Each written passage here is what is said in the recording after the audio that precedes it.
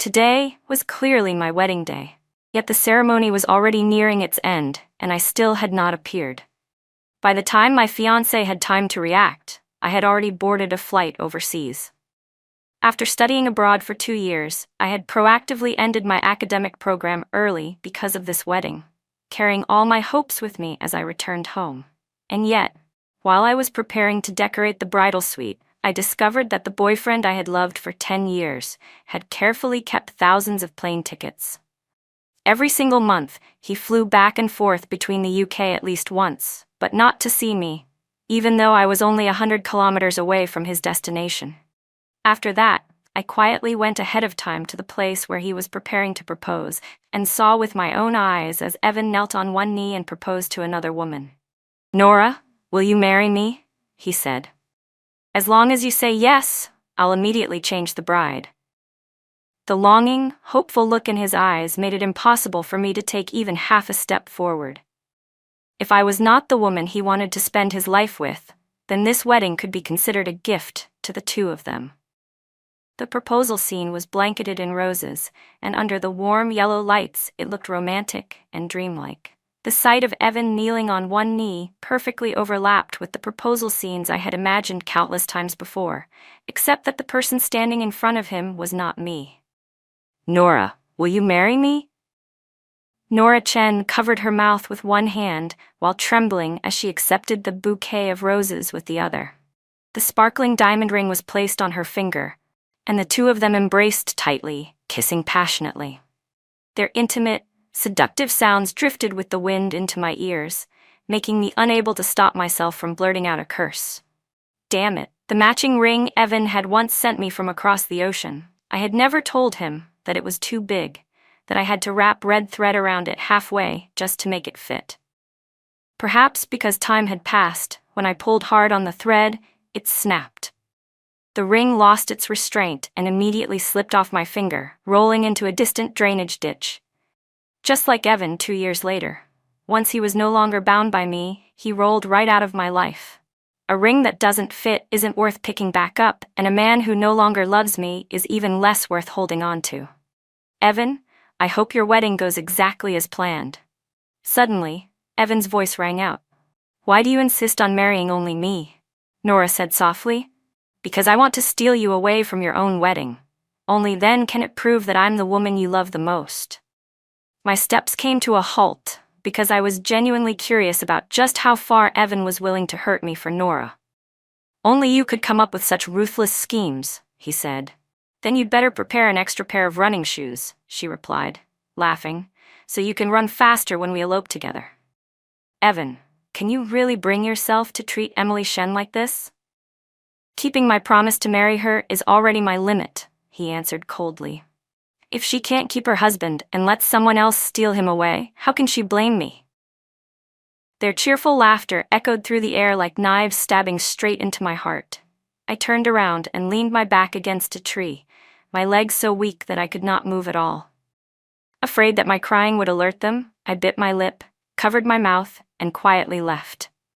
But I hadn't gone far before my trembling arms and legs gave out, and I collapsed onto the ground. Wretched and pathetic. Struggling miserably, I dragged myself home and immediately called my academic advisor. "Professor, the research project you mentioned before, I'm willing to participate." Hearing this, the professor was overjoyed, yet also full of doubt.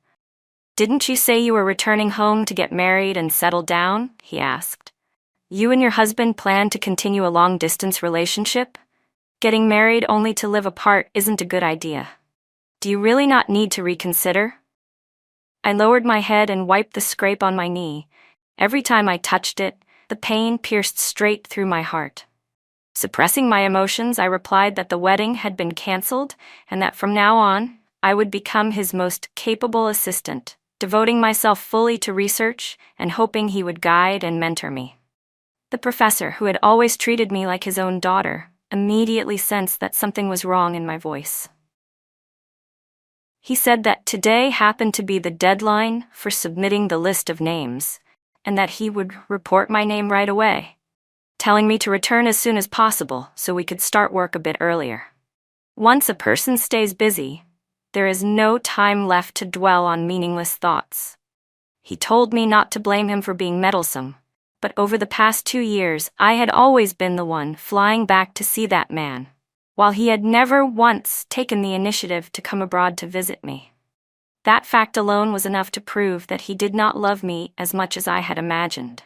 Since I had already decided to let go, I should not keep sinking into the past. If I had not seen that bundle of cheap airline tickets tied together with my own eyes, I could almost have calmly brushed off my professor's words and insisted that Evan loved me deeply, that he was simply too busy.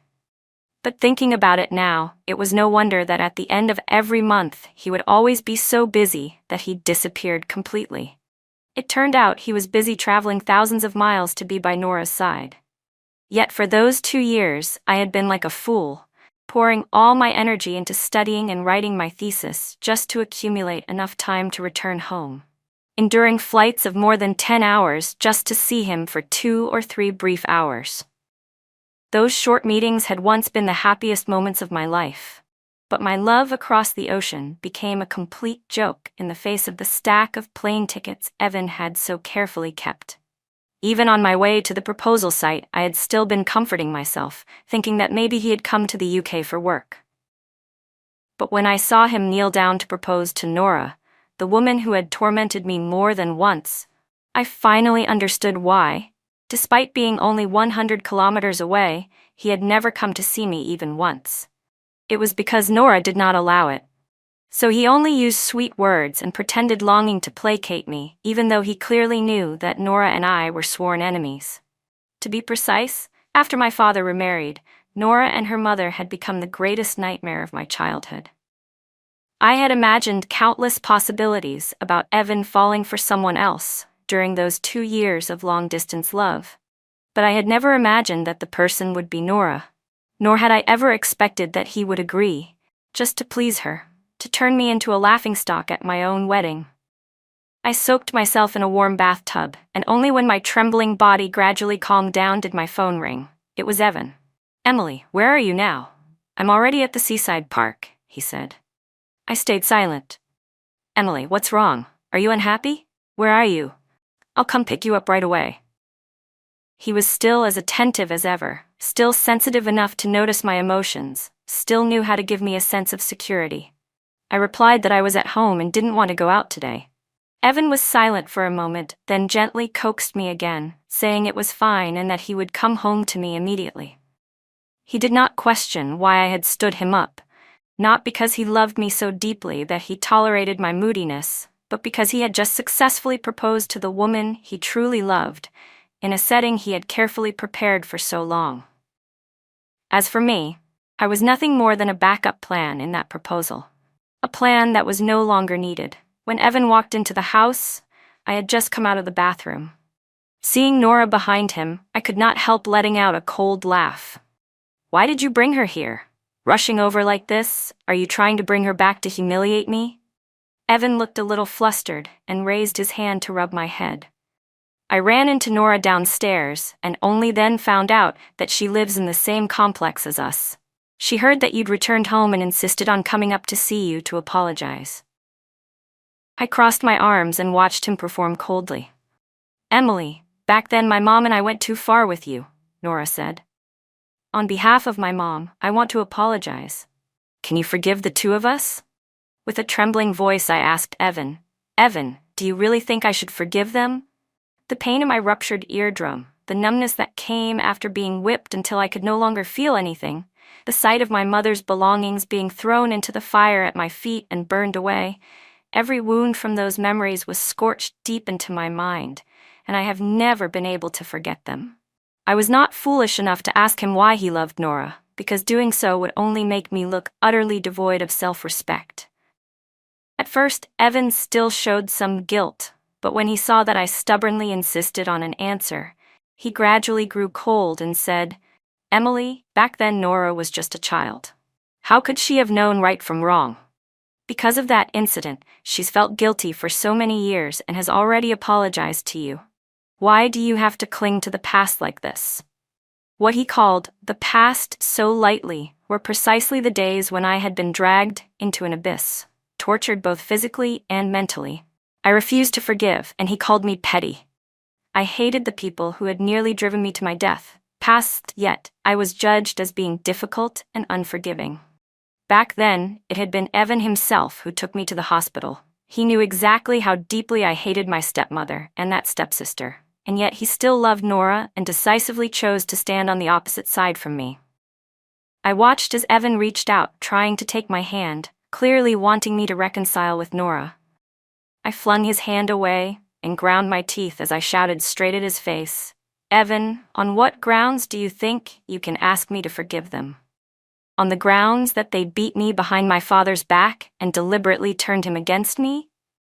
Or on the grounds that after my father died, they couldn't even be bothered to properly handle his funeral? Do you think a few apologies are enough to settle everything?" He looked at the back of his hand, now flushed red from where I had struck it, and could not suppress the displeasure that flashed across his face. Still, he forced himself to hold it in and said, "Emily, I'm doing this for your own good. You don't have parents anymore. Aren't Nora and her mother your only family left? Why do you insist on clinging to the past and tormenting yourself? People who are still alive have to learn to look forward." Every word he spoke sounded like persuasion, yet the face that had once been gentle now held only a familiar impatience, with not a trace of tenderness or love left. I felt my heart, already riddled with cracks, completely shatter into dust. The pain was so intense that I could not utter a single word. In Nora's eyes, I saw that familiar glint of smugness and provocation. "Emily," she said softly, "it's okay if you don't forgive me. I'll keep repenting and feeling remorseful until the day you're willing to acknowledge me as family, even if we're not related by blood." "Get out! Get out!" I clenched my teeth and braced myself tightly against the doorframe, because only by doing that could I keep my body from trembling. Evan's face now openly showed irritation. "Emily, why can't you be more sensible? Everyone makes mistakes. Can't you show even a little tolerance?" He had once witnessed with his own eyes how Nora and her mother had driven me to the brink of suicide. He had argued with them for my sake and even cursed them to their faces. So what had changed now? What had made him turn his back on me and stand on their side to protect them? I let the pain crush down on me, then looked straight at him and said every word clearly. "Unless you die right in front of me, don't even think about me forgiving them." Evan stiffened slightly. That was the sign that he was about to lose his temper. In the past, whenever he was angry on my behalf, he would wear that same expression. But this time, that disgust was directed at me. "Emily, you've only been abroad for 2 years. How did you become such a vicious woman?" he said coldly. "If you don't want to forgive, fine, but you must apologize to Nora." He did not want anyone saying that his fiancée was a narrow-minded, vicious woman. He said that my mother taking sleeping pills to end her own life was because she was weak. That if she had thought of me just a little more, my father would not have remarried. He told me not to dump all my misfortune onto Nora and her mother. That Nora's mother was at fault, but not to the point of deserving death. If I was just like my own mother, clinging stubbornly to the past, then I deserved to live my entire life trapped in nightmares. He was practically grinding his teeth when he said the word nightmares, and I could see it clearly, the flash of disgust in his eyes. The man who once swore he would protect me for a lifetime had, it turned out, also grown weary of my nightmares. In the end, all of my suffering and pain became the blade he used to wound me once again. I remembered the teenage boy whose eyes had once reddened just from hearing me say I had nightmares, who had held me tightly and whispered, "Emily, I'm here. Even if it's nightmares, demons, or monsters, don't even think about touching you." The man who had once used love and protection to pull me out of the abyss back then was now the one pushing me straight back down. All because of Nora. For her sake, he could even tell me that I deserved it. My body trembled, and I no longer had the strength to hold on to the doorknob. I let out a low cough and staggered backward. Evan quickly reached out to support me, only then noticing that my knee was badly swollen and red. He immediately knelt down to check it. "Emily, what happened? How did your knee get hurt so badly?" Then, as if trying to placate me, he said, Fine. If you don't want to apologize, I'll do it for you. But in the future, Don't be so unreasonable, okay? Summoning all my strength, I raised my trembling arm, my face pale as I pointed at the door. Get out. Both of you. Get out of my house. Evan knew perfectly well that I was extremely fragile at that moment, and stepped forward, trying to hold me and calm me down. But Nora suddenly burst into tears, lowered her head in grievance, and said, Emily, I'll leave. Please don't hurt yourself because of me. It's not worth it. After saying that, she turned and ran toward the door. But because she turned back too hastily, she slammed straight into the doorframe and fell sideways. Evan panicked and immediately let go of me, rushing over to catch her. The two of them tumbled out together, and even then, Nora's leg struck the doorframe hard, instantly swelling and bleeding. Evan hurriedly got up, wrapped his arms tightly around her, and rushed toward the elevator. Nora, does it hurt? I'm taking you to the hospital right now. The apartment finally fell silent, and my heart felt as if it had been crushed to the very bottom of an abyss. 10 years of knowing each other, 10 years of loving each other, and in the end, it still came to such a cold conclusion. I took out my phone and booked a plane ticket for the exact day the wedding was supposed to take place. 7 days remained, just enough time for me to completely clear away the past. Evan was right. The living should look forward. From this day on, I would decisively sever all the joy and sorrow of those past years. That day, I threw away everything I had personally prepared for the wedding. This house, which had never truly belonged to me, would no longer carry any trace of my existence. The last malignant tumor was the stack of plane tickets I had once carefully kept, recording every meeting, every moment I had mistaken for happiness. Without a second thought, I threw each one into the fire. Every ticket swallowed by the flames was a part of me that had once loved Evan with all my heart. Watching everything burn away until only black ash and a choking stench remained felt exactly like my 10-year love, reduced in the end to nothing but a handful of ashes. The next morning, the rich aroma of food woke me up. Emily, get up and wash your face, Evan said. I've finished making breakfast. You eat first, I'll take this portion over to Nora. You don't need to go. His hand, which was packing the insulated food container, paused slightly, then he turned and smiled at me. Don't feel guilty. Nora doesn't blame you. After breakfast, let's go pick new wedding rings. The custom-made ones from before had some issues and won't be delivered in time for the wedding. Since he liked putting on an act, I decided I would act along with him. Perhaps sensing my indifference, Evan grew a little uneasy. He brought over a box of medicine, squatted down in front of me, and carefully applied ointment to my knee. Emily, we've loved each other for so many years. Everything I do is for you. I just don't want, at our wedding, for you to not have a single family member by your side. Didn't you say you couldn't find a bridesmaid? I've decided to let Nora be your bridesmaid. Okay, I replied lightly, as if it were nothing more than a passing breeze. A flicker of astonishment crossed Evan's eyes, disbelief evident in his expression. Immediately afterward, he took my hand and pressed a warm kiss to it. He then brought breakfast over to Nora and didn't come back for a long time. I was scrubbing my palm hard, trying to wash away the place he had just kissed, when my phone rang. Emily, once you're done eating, come down to the parking garage. I'm waiting in the car. I went down to the underground garage out of habit and reached for the passenger door, only to see that Nora was already sitting there. Without saying a word, I quietly got into the back seat.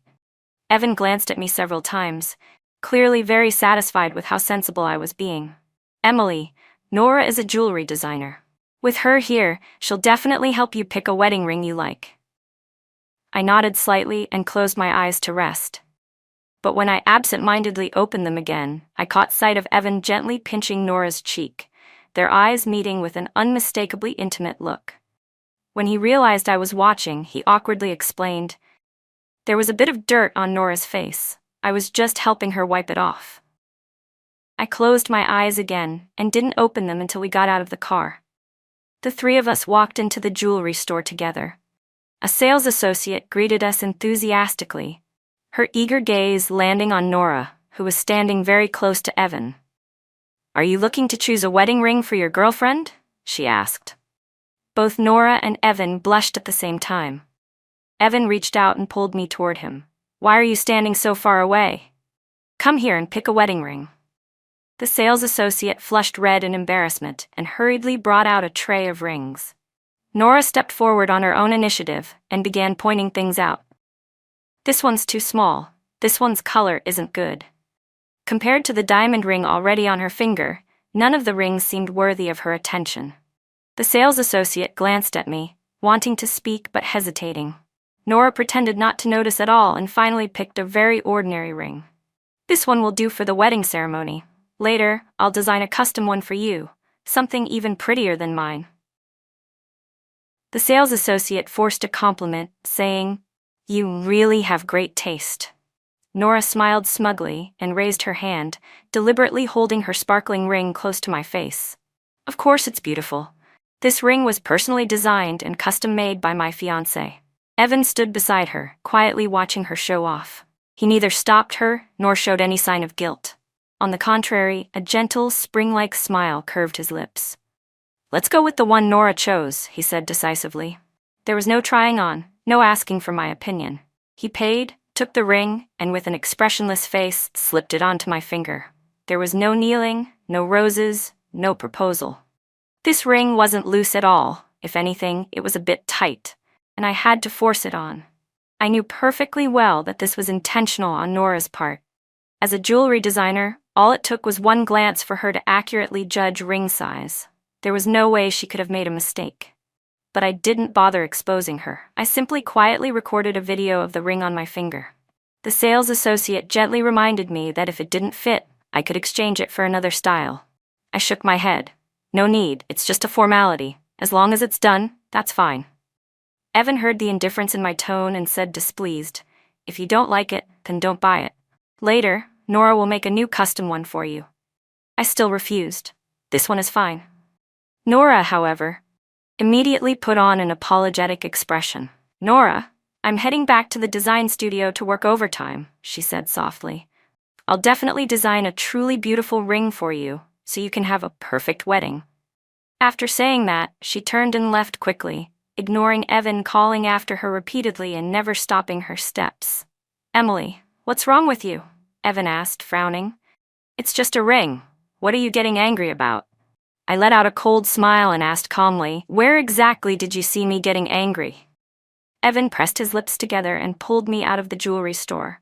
"I still have work to do at the wedding photo studio. We'll take the photos later, when I'm free." "Sure," I replied indifferently. "Or I can take the photos alone first. You can send a photo of yourself in a suit and have the designers composite it in. That's enough to fool everyone." Those words left Evan momentarily speechless. He stared at me for a long time, then opened his arms and pulled me into a hug. "Emily, once I finish handling everything, I'll take you on a honeymoon. We'll travel and take our wedding photos, those might look even better." But to me at that moment, those promises felt no different from an insult. He never had time to come see me even once when I was in the UK. Yet he somehow had time to travel with Nora to Antarctica to see penguins and to the Arctic to watch the northern lights. When I checked the location tracking on my phone, I saw his position moving, with the destination marked as Nora's studio. I turned back to the jewelry store and returned the wedding ring to the sales associate.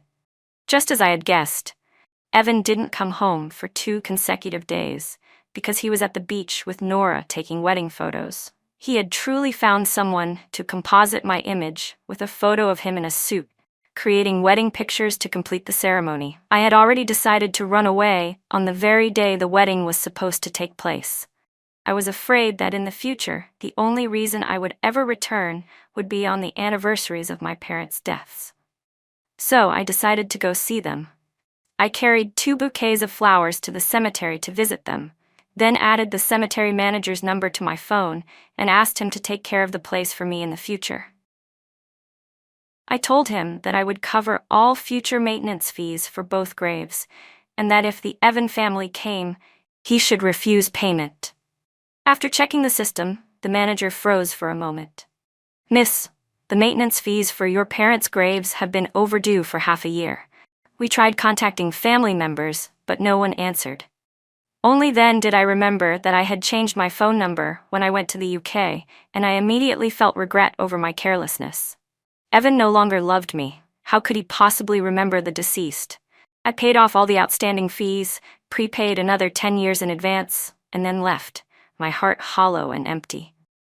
But just as I stepped out of the cemetery, a familiar voice, one I would never forget even in a lifetime, rang out. Evan, how touching. You still remember that today is the death anniversary of Nora's biological father. If he knew you came to drink with him, he'd be smiling happily in the afterlife. I froze and slowly turned around, seeing Evan standing between two women, Nora on one side and her mother on the other. Of course, this is what I should do, Evan replied respectfully. Silly child, why are you still calling me that? Her mother laughed. In a few days, you'll need to change how you address me. Evan laughed brightly. Yes, Mom. Watching that warm, intimate scene, my eyes reddened. I left silently and went to meet my best friends as planned. The moment I sat down, I said bluntly, "The wedding is cancelled." The two of them exchanged meaningful looks. One hesitated before asking, "Emily, you already know everything, don't you?" I frowned in confusion, not expecting that they knew as well. One of them took out a photo. It was a picture of Evan and Nora together at the hospital, doing their premarital health checkup. Seriously, Emily, we support you running away from this wedding, she said. I really want to see how ridiculous a wedding without a bride will become, especially when it's Nora stealing someone else's groom. Hearing that, I actually began to feel a strange sense of anticipation. I hoped this wedding would truly turn into a farce. The day before the wedding, Evan brought home a brand new pair of sneakers. I asked indifferently, "Don't you hate sneakers the most?" He froze for a moment. After that, he rubbed my head and said with a smile, "Tomorrow I still have to carry the bride and run away. I'll need to run fast." In his words, the bride was me, yet the smile that appeared at the corner of his lips was not for me at all. It seemed that letting me be robbed of my groom right at the wedding, using it to prove how deeply he loved Nora, was something that gave him immense satisfaction. The next day, I arrived at the wedding venue early and took a walk around the site. A huge wedding poster was hung outside, displaying a photoshopped wedding picture of me paired with a suited photo of him. The traces of editing were painfully obvious and absurd. I took out a pair of scissors and cut away the bright, youthful smile on my own face from that poster, then hailed a taxi straight to the airport. When the flight attendant reminded passengers to turn off their phones, my phone was ringing non-stop with calls from Evan. I coldly switched it to Do Not Disturb mode, then calmly took out the research materials I had prepared and focused on reading. Evan would never understand what I had given up for him. And now, having escaped from the wedding, I could finally devote myself wholeheartedly to pursuing my scientific career. The new project was extremely complex and required a great deal of preparation, so much so that I had no mental energy left to think about what the wedding scene might look like at that very moment. When I got off the plane, my academic advisor and several senior colleagues were already waiting for me. They held up a banner welcoming Emily back. Some held bouquets, others smiled brightly, drawing quite a few curious glances from people at the airport who probably thought I was some kind of celebrity. The professor smiled kindly and put an arm around my shoulders. "Emily, we will always be your family. We are your strongest support." I had tried my best to suppress my emotions ever since I witnessed Evan kneel down and propose to Nora, but that single, simple sentence from the professor caused all the grievances I had buried deep in my heart to surge out at once. Tears streamed down my face as I hurriedly greeted everyone. One senior sister quickly handed me tissues, wiping my tears as she said, "Emily, Evan missing out on you is only because he's blind. You're our princess. You deserve to be loved the most."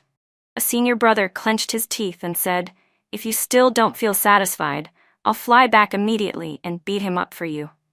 I pressed my lips together and threw myself into that sister's shoulder, crying uncontrollably. After my mother passed away, it was Evan who stayed by my side and helped me through the darkest period of my life, when Nora and her mother abused and deceived me, causing my father to misunderstand and distance himself from me. It was Evan who stood up to protect me. When I was preparing to go abroad, I told him that if one day he no longer loved me, he should just say it outright and break up with me, and I would bless the two of them. At that time, He cried like a foolish child, yet he did not dare say a single word to ask me to stay. "I'll never love anyone but you in this lifetime," he had said. "You just go chase your dreams. I'll work here and make money, and when you graduate, I'll marry you." Those vows still echoed in my ears, but the man who swore them had already changed his heart. I once thought we would walk through all of life's storms together. Who would have thought that he would leave me alone in the wind and rain and turn his back to walk away? After that uncontrollable outburst of tears, all the grievances that had built up in my heart for so long finally loosened their grip. The pain that cut to the bone also faded somewhat. The professor and my senior colleagues took me home and even went into the kitchen themselves to cook, welcoming me back like family, returning after many years apart. Immersed in that warmth, I silently felt that heaven had not been unkind to me after all. Only when everything had settled down did I dare to turn my phone back on while lying in my new bed. At this hour, Evan was probably in the midst of a dazzling wedding night. However, the moment I unlocked my phone, hundreds of missed calls from him poured in like a flood. More than the total number of calls he had ever made to me during our 2 years of long-distance relationship. Messages kept flooding in as well. I couldn't take that bombardment anymore. Just as I was about to turn off my phone, his call came through again. Since I only needed to say it once and be done with it, I answered. "Emily, you finally picked up," he said urgently. "Where did you go? I couldn't reach you, no matter how much I called, and you didn't reply to any messages. I thought something had happened to you. And why did you move out of the house?" I frowned. What exactly was he pretending now? Wasn't the fact that I had moved out and run away from the wedding clear proof that we no longer had anything to do with each other? Why was he suddenly acting worried that something had happened to me? Was it because, without me playing the villain, the wedding-crashing spectacle they had prepared for so long had lost all meaning? At that moment, I suddenly remembered the stack of plane tickets he had kept.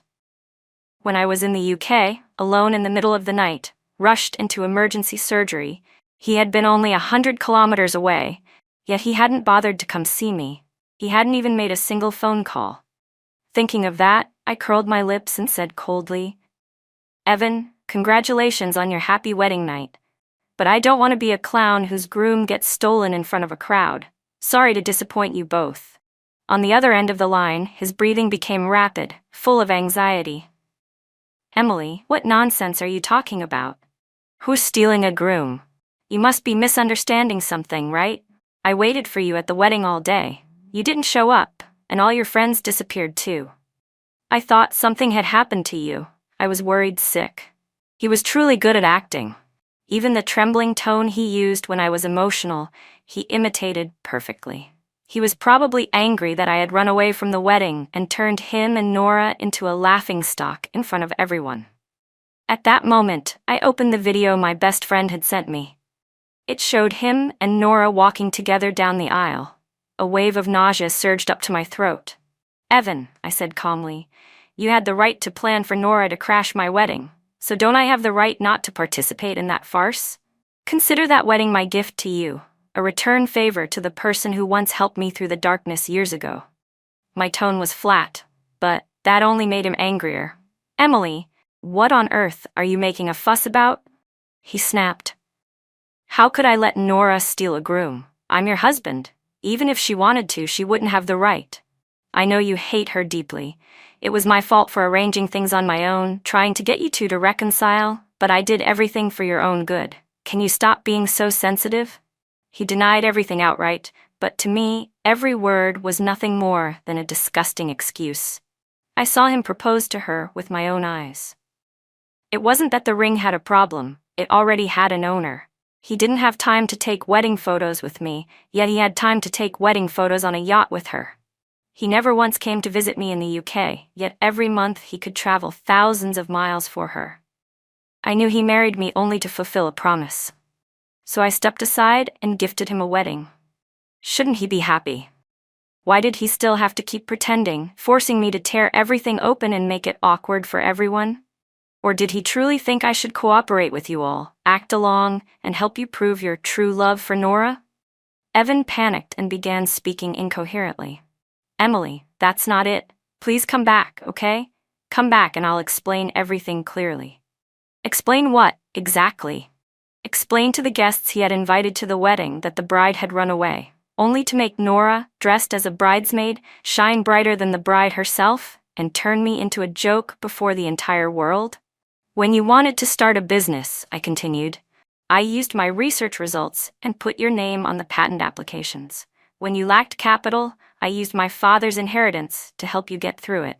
When you finally succeeded and I said I wanted to get married, you told me to wait a little longer, so I clenched my teeth and kept studying. I applied for a PhD in the UK, all so that when I returned in the future, I could be someone you could rely on. You said you were too busy to come to the UK to see me, so I flew back across thousands of kilometers just to be by your side for a few days. And what about you? When you were only 100 kilometers away from me, you still chose to stay beside Nora, taking her through the very places you once promised to take me, saying the vows that had once belonged to me. Have you forgotten? Back then, you once stood before a Buddha statue and swore that in this life and the next, you and I would never be separated. And now it has come to this. Even so, the first thing you thought of was still calling me back. But in your eyes, am I really that lowly, like a dog you can summon at will and chase away whenever you like? Emily, he said anxiously, I know everything that's happened has hurt you, but honestly, what I have with Nora was just fooling around. No, I never intended to let her actually steal the groom. I know you're in pain right now. Just tell me where you are.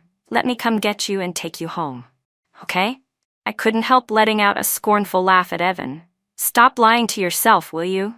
You're just unwilling to accept the fact that I was the first one to leave this relationship.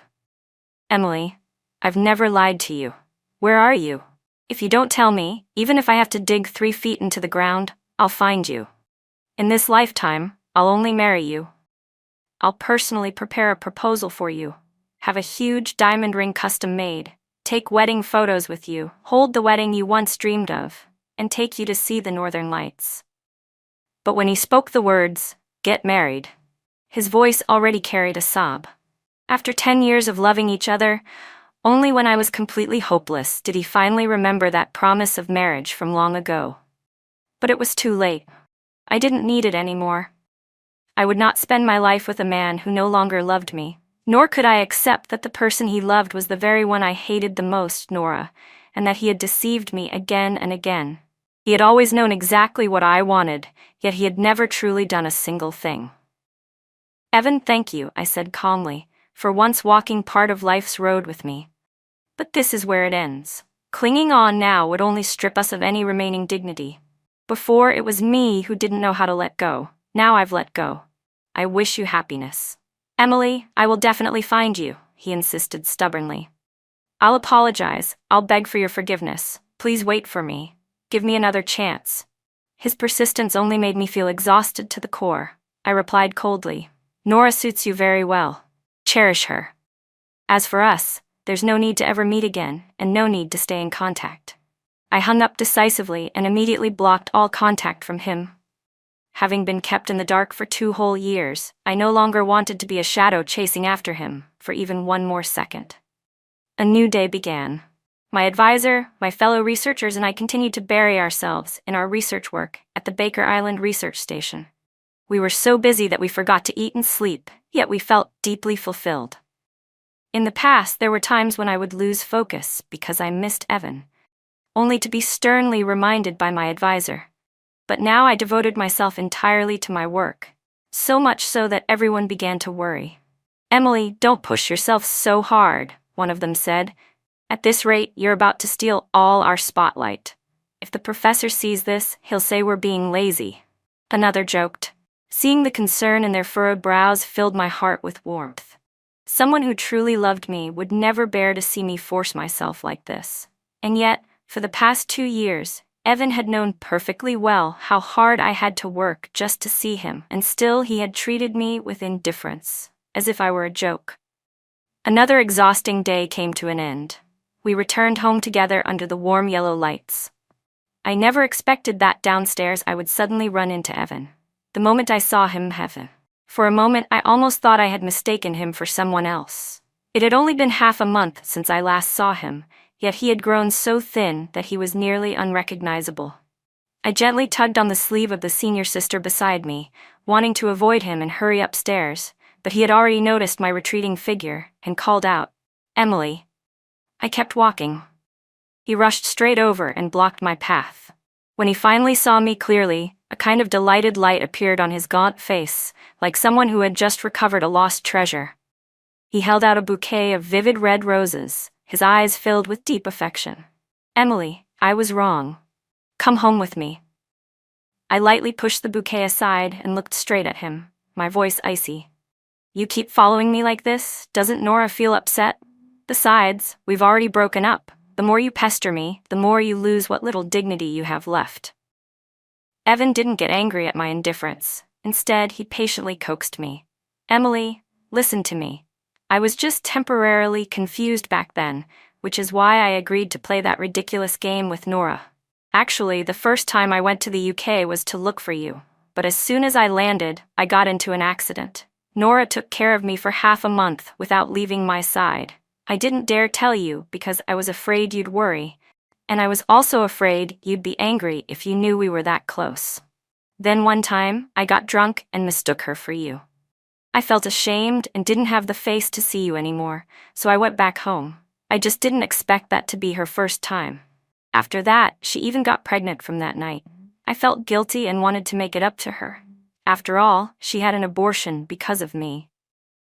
No matter how elaborately that clumsy lie was dressed up, I couldn't believe a single word of it anymore. If he had really been so drunk that he couldn't control himself, how could he remember every detail so clearly? And if he hadn't been drunk, how could he possibly have mistaken one person for another? But no matter what, as long as I didn't expose him, he would forever believe that his performance had been flawless. Everything he had done was nothing more than exploiting my love to toy with my heart. "Emily," he said urgently, "didn't you once say that no matter what mistake I made, as long as I knew how to correct it, you would always stand there and wait for me? Now I know I was wrong. I promise that from now on, I'll have nothing to do with Nora anymore. Give me one more chance to start over." I had said that before, yes, but now I no longer had the patience for him. "Just consider me someone who breaks her promises," I replied calmly. "Whether you're lying or truly repentant, no longer has anything to do with me. Please stay away from me. Seeing you now only makes me feel disgusted." I knew exactly why he was reacting so strongly. It was simply because he had always been confident in himself. He couldn't accept that I was the one who let go first, so he panicked and ran over to beg for my forgiveness. The man I once worshipped like a hero had now become nothing more than a two-faced liar to me, so vile it made my skin crawl. For 10 whole years, how had I failed to see his true nature? I really had been foolish. Evan stubbornly tightened his grip on my hand, refusing to let me leave, but my senior brothers and sisters, who had endured this silently until now, finally couldn't hold back anymore. "You piece of trash, get the hell away from her. Touch Emily one more time and I'll chop your hand off." A punch like thunder immediately slammed into Evan's face, sending him staggering back several steps. Evan's gaze snapped toward my senior brother, his eyes bloodshot as if about to explode. He roared like an enraged lion. "Is he the reason you ran away? How far have you two gone? Is this how you're getting back at me?" I took a deep breath and replied coldly, "Don't project the filth in your own mind onto others. The most important thing is that you and I have already broken up. No matter what I do, I don't need your consent." Having taken a punch and then been decisively rejected by me, Evan lost all remaining dignity and immediately flew into a rage.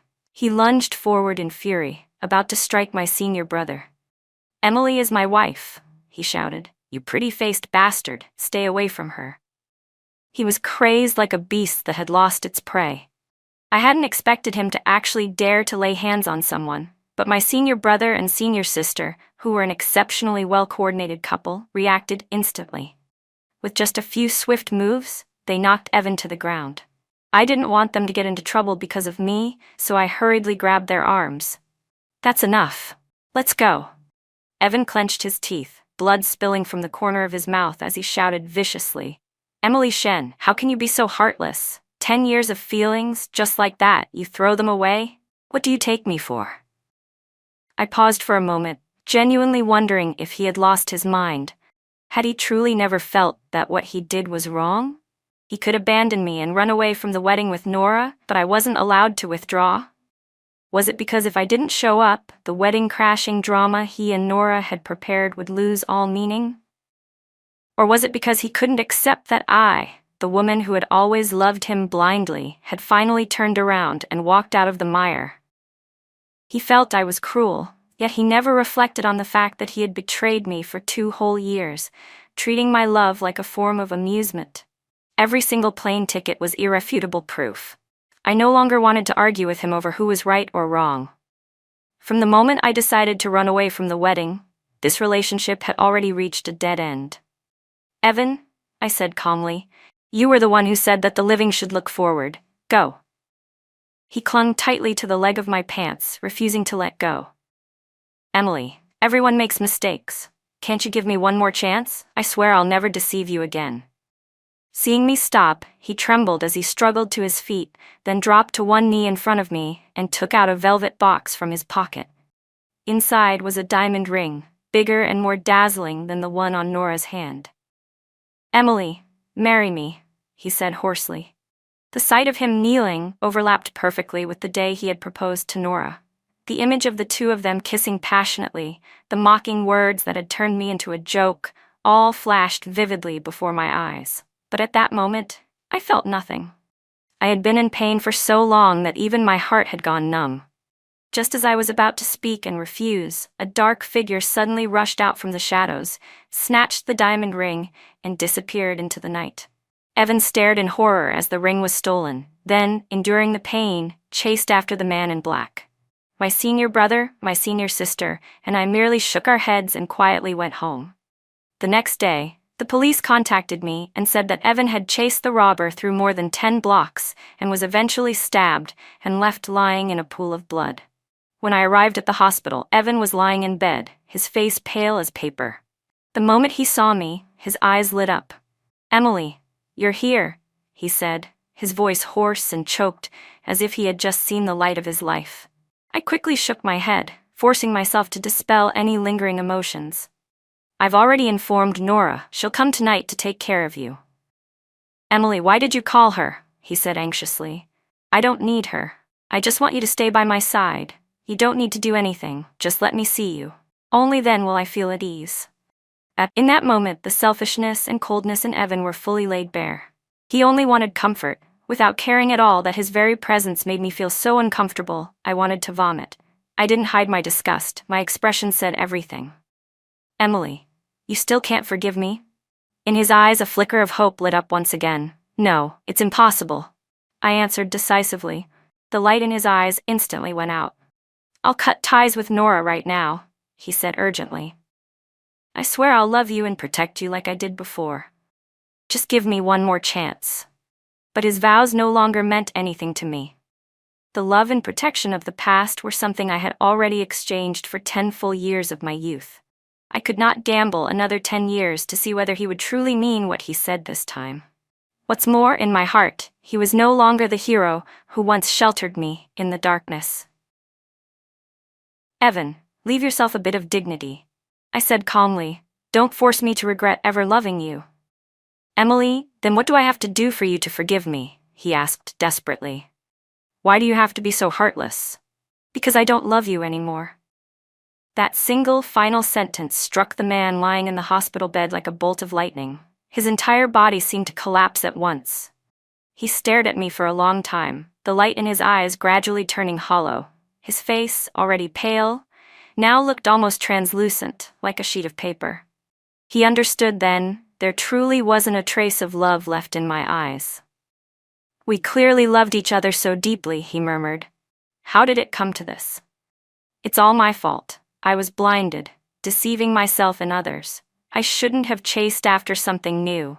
I shouldn't have trampled on your heart and hurt you so badly. Emily, I regret it. If the one kissing me under the northern lights had been you, if the one watching penguins with me in Antarctica had been you, if the one who accepted my proposal had been you, would you still have run away? I placed the fruit basket I had brought onto the table and walked out of the room without turning back. How could life have so many if-onlys? The moment the door closed, I heard Evan's choking, anguished sobs behind me, the desperate cries of pain like a beast driven into a corner. But I didn't stop. I kept walking toward the laboratory, walking toward the bright future that awaited me. Later on, Evan truly severed all ties with Nora. He exposed every ugly thing she and her mother had done to me in the past, even revealing how they had once mistreated my father, causing an uproar throughout the entire city. He thought that once I knew the truth, I would turn back and look at him one more time. But that was nothing more than an illusion he had painted for himself.